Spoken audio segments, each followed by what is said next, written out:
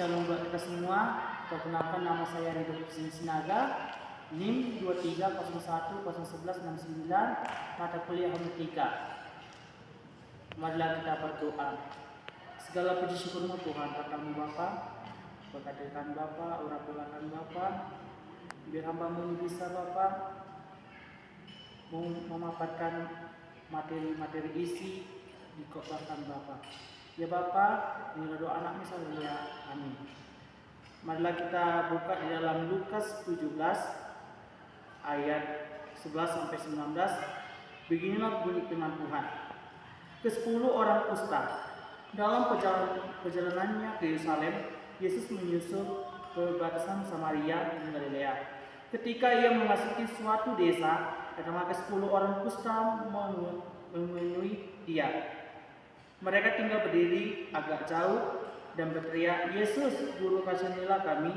Lalu ia memandang mereka dan kepada imam-imam, dan sementara mereka di tengah jalan mereka menjadi tahir. Seorang dari mereka ketika melihat bahwa ia telah sembuh, kembali sambil memuliakan Allah dengan suara nyaring. Lalu tersungkur di depan kaki Yesus dan mengucap syukur kepadanya. Orang itu adalah seorang Samaria.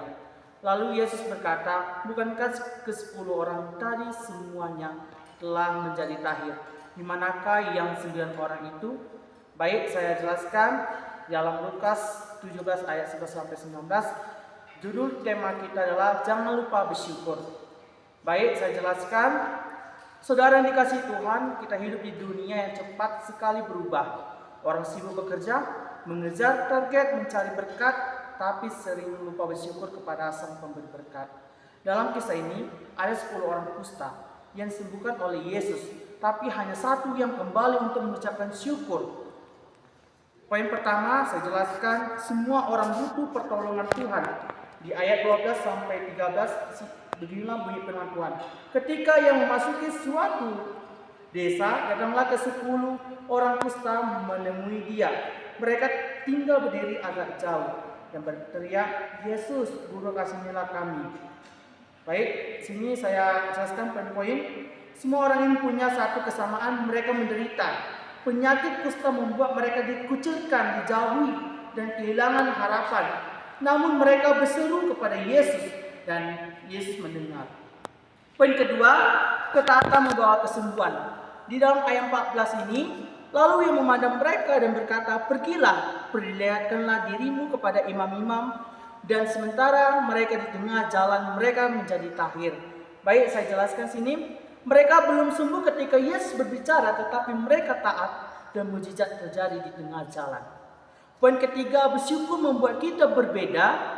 Dari 10 orang hanya satu yang kembali. Yesus tidak hanya memuji syukurnya, tetapi berkata.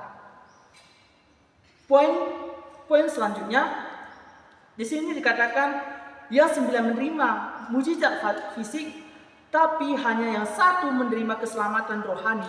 Bersyukur membuka pintu hubungan yang lebih dalam dengan Tuhan. Penutupnya, saudara, Tuhan senang memberkati kita, tapi Ia lebih senang ketika kita datang kembali untuk bersyukur. Mari jangan jadi seperti 9 orang yang hilang dalam kesibukan, tetapi seperti satu orang yang kembali kepada Yesus.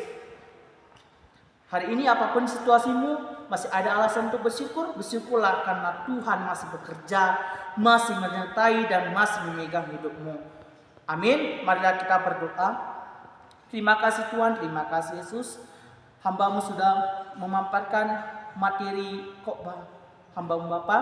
Urapilah hamba-Mu Bapa yang berkenan di hadapan Bapa. Di dalam nama anak-Mu Haleluya. Amin.